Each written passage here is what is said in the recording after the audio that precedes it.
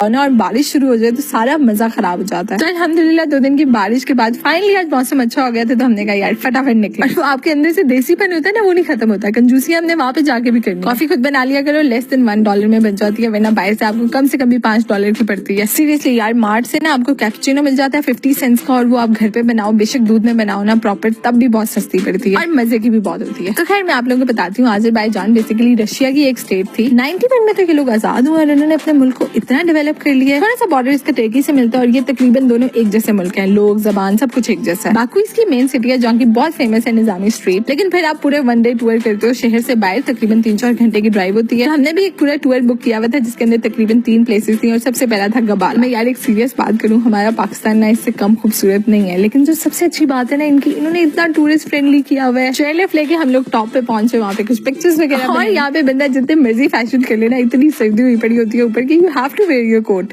اچھا میں آپ کو سچ میں بتاؤں, میں ایسی جگہوں پہ جاتی ہوں نا تو میرے ذہن میں صرف یہ چل رہا ہوتا ہے کہ یار کتنی خوبصورت دنیا بنائی ہے اللہ نے. میں نا وہیں پہ بیٹھے بیٹھے نا آپ کو اپنے ذہن کے کچھ خیال بتاتی ہوں. چیز کو اگنور کرنا ہے, وہ اپنا سانس بحال کرنے کی پوری کوشش میں لگے ہوئے. جب انسان ہے نا مٹیریلسٹک چیزوں میں ہمارا دل بہت جلدی آتا ہے. تو میں ایسی گاڑی میں بیٹھی ہوئی, ساتھ سے ایک بلیک مرسیڈیز سلور لائننگ والی گزری, آئے ہے دل میں پہلا خیال یہ آیا, بس اللہ جی ایک ایسی گاڑی دے دینا. اور اگلے ہی سیکنڈ میں نا اس کے پیچھے بلیک پراڈو, اور ساتھ ہی میں نے کہا اللہ جی ایک یہ. اور پھر میں نے سوچا یار میں کتنی کوئی عام چیز مانگ رہی ہوں, مطلب کہ وہ ذات جس نے اتنی بڑی گلیکسی بنائی, اتنے سارے پلانٹس, چاند, ستارے, زمین, آسمان, پہاڑ, دریا, سمندر, پتہ نہیں کیا کچھ, جبکہ میرا ذہن تو صرف چیزوں تک محدود ہو گیا. میں ایک رات پہلے ہی پڑھ رہی تھی کہ حضرت جبرائیل علیہ السلام سے جب پوچھا گیا نا کہ وہ زمین پہ کب بہت تیزی سے آئے ہیں, تو پہلی اور دوسری دفعہ تو جب حضرت ابراہیم کو آگ میں پھینکا جا رہا تھا اور حضرت اسماعیل کو دمبے سے ریپلیس کرنا تھا, اسی دفعہ تب جب آپ صلی اللہ علیہ وسلم کے دانت مبارک سے ایک خون کا قطرہ اگر زمین پر پہنچ جاتا تو اللہ پاک نے اس دنیا کو قیامت تک بنجر کر دینا تھا. مینز یہ کہ اس سے زیادہ پیار تو آپ کسی سے کر ہی نہیں سکتے نا, کہ اللہ کی ذات کو ان کے لہو مبارک کا ایک قطرہ زمین پہ برداشت نہیں ہے, اور اللہ نے ان کو یہ فیسلٹیز نہیں دی. مطلب کہ اگر اللہ پاک چاہتے تو نبی پاک کو کیا کچھ نہیں دے سکتے تھے. جن کی خاطر پوری دنیا بنائی, انہوں نے اتنی سادگی سے زندگی گزاری. مطلب یہ گاڑیاں یار یہ کوئی چیز ہے مانگنے والی؟ پھر تو میرے لیے خدا کی ذات کیا صرف اپنی خواہشیں پوری کرنے کے لیے ایک وسیلہ رہ گیا.